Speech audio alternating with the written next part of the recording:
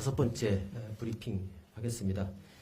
12월 29일 일요일날 09시 03분경 발생한 제주항공 2216편 방콕 무안 사고와 관련하여 18시 30분 기준 사고 수습 상황은 다음과 같습니다. 먼저 피해 상황은 항공기는 전소되었고 인명피해는 탑승객 총 181명, 승객 175명이고 이 중에 태국 국적인이 2명이 포함되어 있습니다. 그리고 승무원 6명이 포함되어 있습니다. 중에 사망 177명, 부상 2명, 실종 2명으로 확인되었습니다. 구조 현황입니다. 2명, 객실 승무원 2명은 구조되어 서울 이대병원 1명, 그리고 서울 아산병원 1명으로 이송되었습니다. 희생자 안치 장소입니다. 무안공항 내 설치된 임시 영안실에 안치 중입니다. 신원이 확인된 희생자는 유가족과 협의하여 외부 이송 예정입니다. 사고 조사입니다. 항공사고 조사관 8명, 그리고 항공안전감독관 9명 등이 사고 현장에 도착하여 탑재용 항공 일지, 수거 등 현장 증거 자료를 수집을 하고 있습니다. 관계기관 협업 상황입니다. 소방 490명, 경찰 455명, 군 340명, 해경 지자체 등 관계자 1572명이 현장에서 사고 수습을 하고 있다 말씀드리겠습니다. 마지막으로 지역사고 수습본부입니다. 현장에 부산지방항공청장을 본부장으로 하는 지역사고 수습본부를 설치 운영 중입니다. 유가족 지원 상담실 운영, 피해자와 가족 명단 매칭, 유가족 대표 사고 현장 방문 등 유가족 지원에 만전을 기하고 있습니다. 예, 이상입니다. 네, 질의 질의해 주시기 바랍니다. 대한경제 이재입니다. 앞으로 국토부가 하게 될 조사 절차에 대한 부분을 좀 구체적으로 좀 설명을 해주시면 부탁드립니다. 예. 네, 아까 사고 원인 조사와 관련돼서 아까 말씀드렸던 그 블랙박스 이제 2개 비행 기록 장치하고 음성 장치를 수거를 했고 또 일부는 약간의 그 잔해가 남아 있는 것들은 또 추가로 수거를 해서 정밀 조사를 시작할 계획입니다. 항공철도사고 조사위원회에서 면밀하게 그 내용들을 검토를 해서 사고 원인들에 대해서 밝힐 그럴 계획에 있습니다.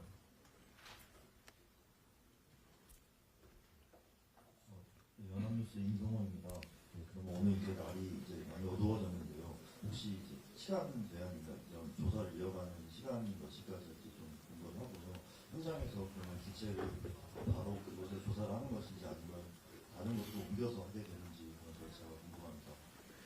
예, 시간은 제가 정부에서는 최후의 1인까지도 구조를 하겠다는 이런 계획을 갖고 있습니다. 현장에 아까 말씀드렸던 1572명 외에도 여러 관계기관들이 같이 현장에 있습니다. 그래서 현장에서 일단 사고 어떤 수습을 위해 최선을 다할 계획이고, 그리고 국토부 차원에서도 아까 블랙박스와 같은 뭐 이런 내용들에 대해서 이제 검토를 하고, 아울러서 이제 아까 관제기관과 조종사 간의 어떤 그 교신 내용들 이런 부분에 대해서 좀 상세하게 제가 분석을 하고 또 이제 검토 과정을 거칠 계획입니다. 어제 서울시장에서 KBS 이승훈입니다.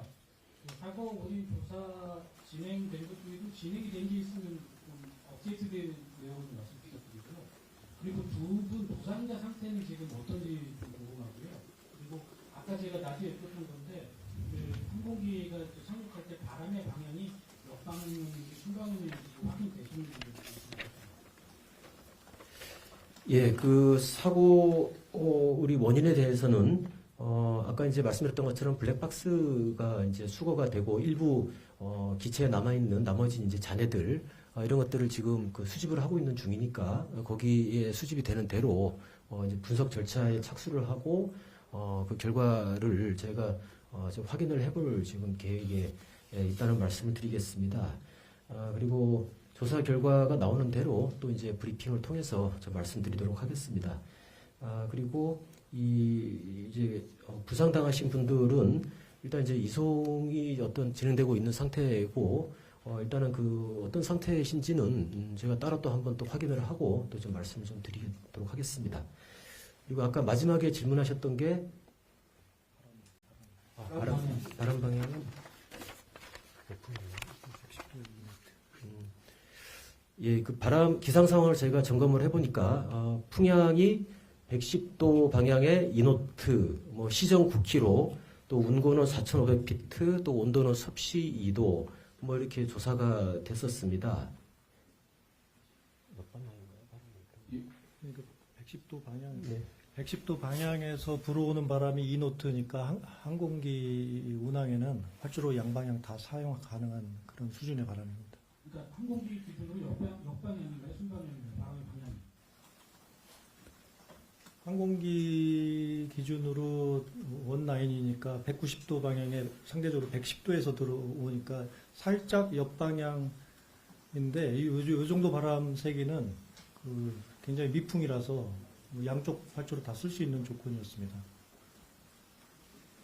예, 우선해 본데요. 아까 저 설명이 한 차례 착륙 실패 후 고오라고 하면서 반대편 활주로를 착륙을 할 때 멀리 이렇게 비행기가 돌아서 와야 되는데 엔진이 문제가 있으니까 멀리 오지 못하고 가깝게 돌다가 활주로 이렇게 중간쯤에 이렇게 착륙을 했다고 보면 되는 겁니다. 네, 그거는 저희가 항적 자료, 그러니까 비행기가 실제로 움직였던 그런 항적 자료를 좀 확인을 하고 좀 말씀을 드리도록 하겠습니다. 근데 아까 이제 5시 브리핑할 때는요, 비행기가 멀리 돌아서 와야 되는데 그렇지 못했다고 말씀을 하셨거든요. 그건 맞습니까? 예, 하여튼 그 각도라든지 이런 부분들은 저희가 좀 항적 데이터를 좀 보고 다시 좀 말씀을 드리도록 하겠습니다. 예, 저기 서울경제 배성용 기자입니다. 국내 공항에서 조류 충돌이 실제로 5년 넘게 한 6,600건 정도 넘게 발생한 걸로 나오거든요. 네, 통상적인 그동안의 이 조류 충돌과 이번 사건이 좀 성격이 어떻게 다른지 같은지 이런 게 좀 궁금하고요. 실제로 동체 착륙 사례가 그동안 최근에 좀 있었는지 이런 게 좀 궁금합니다. 그리고 마지막으로 사고 영상을 보면은 이 동체 착륙을 하고 나서는까지는 사실 괜찮았는데 이후에 이제 구조부가 부딪히고 나서 정말 이게 충격이 되게 크게 나타났거든요. 그래서 사실상 외벽이 충격을 완화하지 못했다는 게 지금 현재로 봐서는 좀 전반적인 뭐라고 할까요? 좀 설명이 맞아 떨어질 것 같은데 이 외벽 자체에 대해서 이게 사고 충격을 완화를 제가 못했다. 요 부분은 맞다 이렇게 볼 수 있는 건지 궁금합니다. 그 조류 충돌 사례는 아까 말씀하신 대로 뭐 각 공항에서 이제 조류 충돌을 피하기 위한 여러 가지 예방 활동도 하고 뭐 그럼에도 불구하고 일부 이렇게 조류가 이렇게 어떤 조우가 되는 뭐 이런 상황은 있습니다. 근데 우리가 항공기 사고와 관련돼서는 이 조류 충돌과 관련돼서 우리가 큰 사고가 발생하고 뭐 이랬던 사례는 지금 저희가 갖고 있지는 않습니다. 근데 아까 말씀드렸던 것처럼 이번 사고의 원인이 조류 충돌 사고인지 뭐 다른 또 원인이었는지 또 복합적인 원인이었는지는 저희가 좀 조사를 추가적으로 진행을 하고 그 과정에서 좀 밝혀질 거라고 말씀을 드리겠습니다. 그리고 동체 착륙 상황 혹시 우리 국적기의 경우 최근에는 없었고요. 90년대 초에 한번 대구공항에서 동체 착륙한 사례는 거의 있었습니다. 근데 최근에는 없고요. 예. 사고 항공기가 8시 30분 도착 예정이었던 걸로 알고 있는데요. 지금 현재 착륙 허가를 받은 8시 4분 나오는데 평소보다 좀 운항이 지연된 상황이라고 이해하면 되는 건가요? 일단은 국제선의 경우에 그러니까 도착 예정 시간보다 뭐 다소 늦게 도착할 수도 있고 좀 빨리 도착할 수도 있고 그렇습니다. 근데 그것도 한번 저희가 그 직전에 어떻게 흐름이 있었는지 그것도 한번 좀 살펴볼 계획입니다. 그래서 좀 여쭤보는 게 8시 57분쯤에 이제 버드 스트라이크 이제 주의보가 나왔는데도 불구하고 착륙을 시도한 게 좀 약간 버드 스트라이크 예보에도 불구하고 착륙 강행해서 혹시 사고가 발생한 거 아닐까 이런 생각도 드는데 혹시 그런 건 아닐까요? 저희가 그건 조사를 하고 말씀드리겠습니다. 예. 과정 그 당시 상황에 대해서 아까 말씀드렸던 것처럼 여러 가지 블랙박스라든지 또 항적 기록들 뭐 이런 것들을 좀 더 저희가 면밀하게 살펴보고 좀 말씀을 드리는 게 좋겠습니다. 네, 사고 항공기가 광복 공항에서 1시간 정도 늦게 출발한 것으로 보여지는데 혹시 이 부분은 확인된 건지 그리고 왜 늦게 출발했는지 여쭤볼 수 있을까요? 예, 그 지연 출발을 한 거에, 그 현지 공항에서 지연 출발한 거는 제가 좀 확인을 좀 더 해보겠습니다. 일부 조금 늦게 출발했다는 뭐 그런 어떤 정보가 있는데, 그거는 정확히 이루겠던 시점이라든지 시간을 좀 제가 더 확인을 해보겠습니다. JTBC 김입니다. 그 시야는 괜찮다고 나오는데 혹시 관제탑에서 본 증언이 있을까요? 제가 보니까 복근 씨가 길게 잡아서 4분 정도밖에 안 되는데 시야로 아마 그 눈으로 봤을 것 같아요.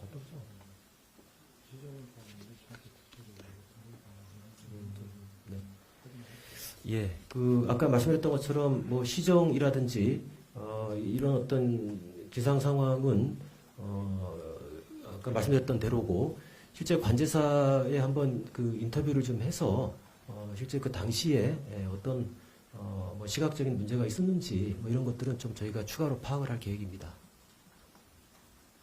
사이버 공단입니다. 그 사고 직전에 여객기랑 관제탑이랑 교신 내용 같은 경우에는 관제탑에도 좀 남아있을 것 같은데 확인을 하셨는지 내용을 좀 공개하실 생각은 있는지 여쭤봅니다. 네, 그게 아까 저희가 자료에 첨부되어 있는 그 시간대별로 이 개요를 말씀을 드렸는데 사실 이것이 관제탑하고 관제사와 조종사 간의 교신을 주고받았던 그 내용을 기초로 저희가 정리를 한 겁니다.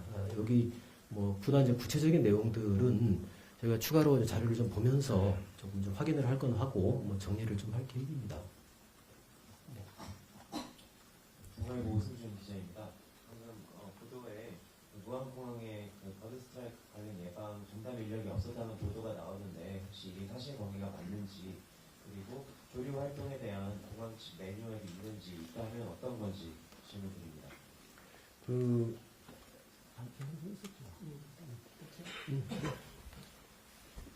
일단 그 4명이 근무를 하고 있었고요. 그 한 명이 현장에서 근무를 하고 있었습니다.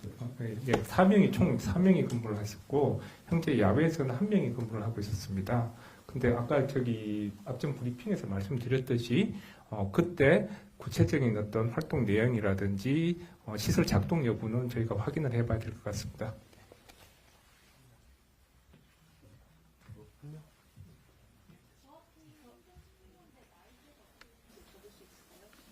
잘 못 들었습니다. 저기 생존하신 승무원들 나이대가 어떻게 되는지 다시 여쭤볼 수 있을까요? 승무원 나이대가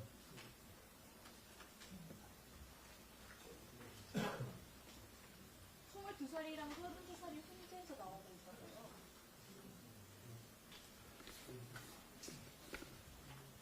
네, 저희가 좀 구조된 그 승무원들 연령은 제가 좀 확인을 바로 좀 하고 좀 말씀 다시 드리도록 하겠습니다.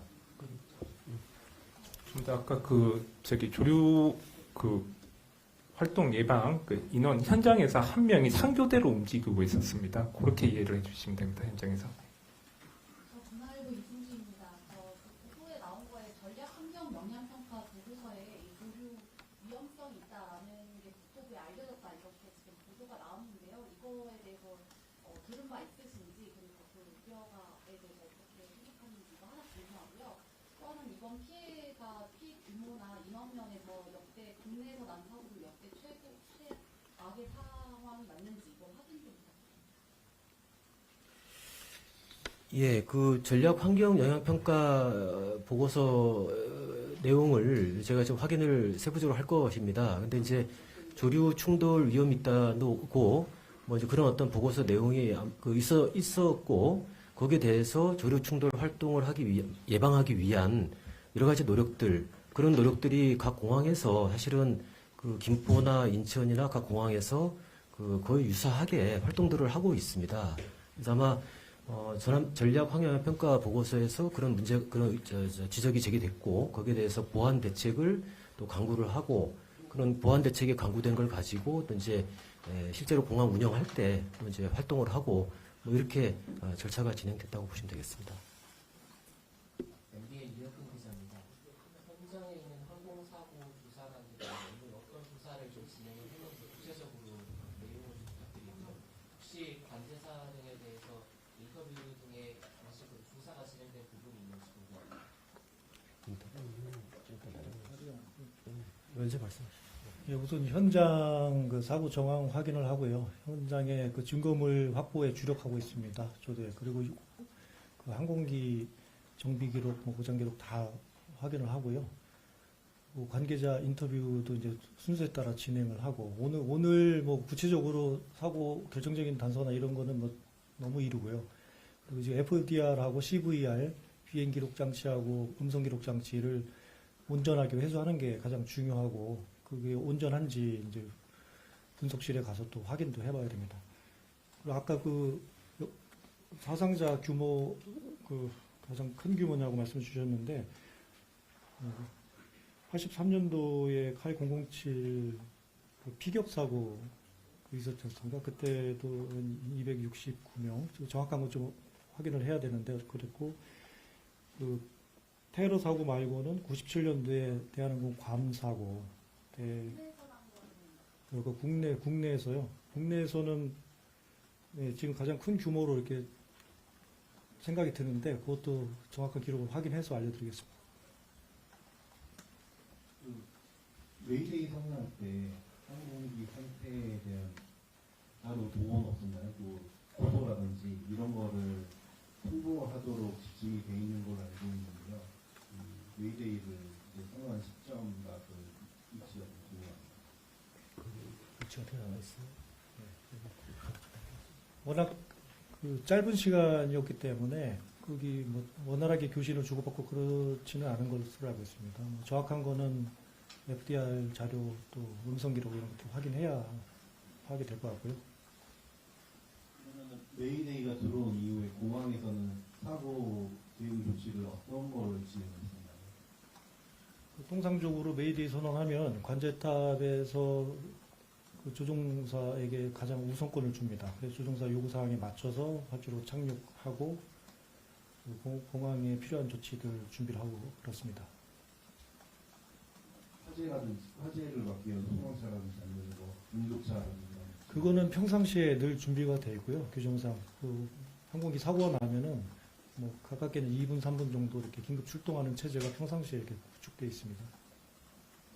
이번 사고에서 어떤 다 이해했나요? 그것은 판단이 되고 뭐 정확한 자료들은 다 조사해서 이제 확인할 거고요. 지금 사고기가 보잉 737-800인데 이 기종이 과거에 해외에서 기체 결함이라든가 이게 조금 발견되게 되는데 보잉과 함께 사고 조사할 계획이 좀 있습니까? 사고기 고장 기록에 대해서는 지금 정확한 내용 같지는 않고요. 저희도 이제 파악을 하고 있는데 최근 고장 기록을 이제 확인하고 있는데 아직까지는 정확한 내용 이제 확인은 안 됐고 당연히 이거 제조사가 미국이기 때문에 사고 조사 국제 규정에 따라서 미국 당국하고 제조사가 참여할 예정입니다. 그럼 보잉사에서 전문가들이 국내 입국에서 같이 조사에 참여하게 됩니까? 예, 통상적으로 그렇게 합동 조사를 하게 되어 있습니다. 예, 후속 상황에 대해서는 보잉사하고 또 추가적으로 필요한 어떤 협의 절차를 밟아야 될 것으로 보고 있습니다. 동체 착륙을 하게 될 경우에 그 폰이라든지 화재가 발생하는 것을 예방하는 조치를 한다고 하는데 이번 사고는 그걸 하기에 너무 급박한 상황이었는지 여쭤보겠습니다. 예방을 다시 죄송합니다. 잘 못 들었습니다. 그렇게 겹쳐. 동체 착륙을 하게 되면은 폰이라든지 그 화재가 발생하는 걸 예방하는 제품들을 이제 활주로에 뿌린다고 하는데 이번 사건에서는 그거 안 나왔고요. 예, 그 말씀하신 그런 조치들이 이제 현장에서 이루어졌는지도 저희가 좀 시간대별로 좀 확인을 좀 해봐야 될 것 같은데, 일단은 지금 굉장히 짧은 시간에 이 사고가 발생을 하다 보니까 아마 그런 조치가 아마 확실하게 이루어졌는지 그거는 상당히 좀 이루어지지 않았다고 보여야 되죠. 그 상황에 따라서 이제 현장에서 조치를 하는데요. 갑자기 급박스럽게 일어나는 경우는 일단 메이데이 선언한 항공기한테 원하는 게 뭔지 긴박하게 지원해 주는 게 우선 급한 임무이기 때문에 통상적이진 않습니다. 그럼 나중에 정확히 또 조사를 해봐야 되고요.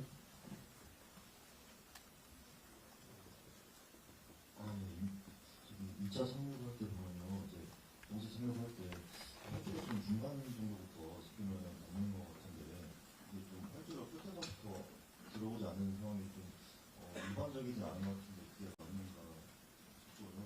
아까 브리핑에서는 이제 랜딩기어가 인지 충돌가 좀 별도라고 하셨는데 이게 좀 미작동 원인이 아직은 좀 어느 정도 나왔는지 좀 여쭤보고 싶고요. 또 1차 착륙 시도할 당시에 버드 스트라이크 경보가 있기 전부터 약간 이상적인 징후가 있었다 이런 진술들이 있는데 그런 것에 대해서 조금이라도 더 구체적으로 나온 바가 있는지 여쭤보겠습니다. 예, 그 아까 저 방금 말씀하신 그 랜딩 기어 뭐 작동과 관련된 그런 부분이라든지 또 버드 스트라이크 이전에 어떤 뭐 문제의 징후가 있었는지 또 활주로에 그 항공기가 착륙했던 그런 지점이라든지 요거는 저희가 좀 조사를 좀 해봐야 알 수 있을 것 같습니다. 예, 그리고 아까 예 그렇습니다. 혹시 그 제주항공에서 정비 기록이라든지 이런 거는 국토부에 지금 다 제출을 한 상태인가요? 예, 저희가 그 제주항공으로부터 그 항공기에 대한 정비 이력은 일단은 제출을 받았습니다. 그걸 저희가 좀 검토를 좀 하고 있는 중이고 그 안전 법령 규정에 따라서 이 절차를 밟았는지 좀 확인을 해보고 있는 중입니다. 메이데이 이후에 조종사께서 스탠바이 답변한 부분 혹시 그게 그 정황이 어떻게 됐는지 좀 설명해 주실 수 있으신가요? 예, 이제 그게 아까 이제 말씀드렸던 것처럼 그 비행 기록 장치를 확인을 해봐야 될 것 같습니다. 하고 아까 그 통신 내역이라든지 이런 어떤 블랙박스가 수거가 되고 있기 때문에 그 내용을 저희가 좀 확인을 하고 세부적인 어떤 상황들을 좀 파악한 후에 좀 말씀을 드리도록 하겠습니다. 네, 저 문화의 부부입니다. 그 일반적인 상황이 아니라 폭행을 해서 역방향으로 들어오다가 사고가 났다고 하는데, 그리고 이게 일반적인 통상적인 폭행할 때 장주 비행을 전혀 안 하고 긴급하게 내려갔다는 걸로 보이는데, 그 비행을 하게 된 점에 대해서 관제탑이 그런 지시 내려가지 조종사 판단으로 그게 한 건지 혹시 확인이 되나요? 좀 말씀해 주시죠. 그 당시 그 조종사 상태 또 기체 상태가 어땠는지 알아야 이제 종합적으로 판단이 될 것 같고요. 그리고 통상적이면은 다시 진입 방향으로 돌아가서 이렇게 장주로 따라서 돌아가는 게 맞는데 그 짧은 쪽으로 돌아서 활주로 일부 방향으로 이렇게 들어왔지 않습니까? 근데 그 조종사하고 관제사하고 그 당시에 판단을 어떻게 했는지는 뭐 때문에 그랬는지 이런 것들은 정확한 자료를 가지고 판단을 해봐야 됩니다. 일반적인 상황에서 그런 중립 상황일 때는 조종사가 전권을 가지고 비행하는 게 맞습니까? 상황에 따라 다르긴 한데요. 대부분 최종 판단은 조종사들이 하는 경우가 대부분입니다. 아까 말씀했던 것처럼 관제사하고 조종사 간의 교신 내용을 좀 더 분석을 좀 하고 그 분석 결과를 갖고 다시 말씀 좀 드리겠습니다.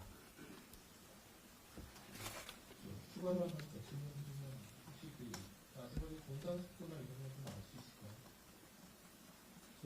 좀 기술적인 자료들이라서는 FDR이나 이렇게 자꾸 자료들이 있어야만 판단되고요. 지금 알려드리면 계속 잘못된 수치가 아니고 혼선이니까 좀 기다려 주셔야 됩니다.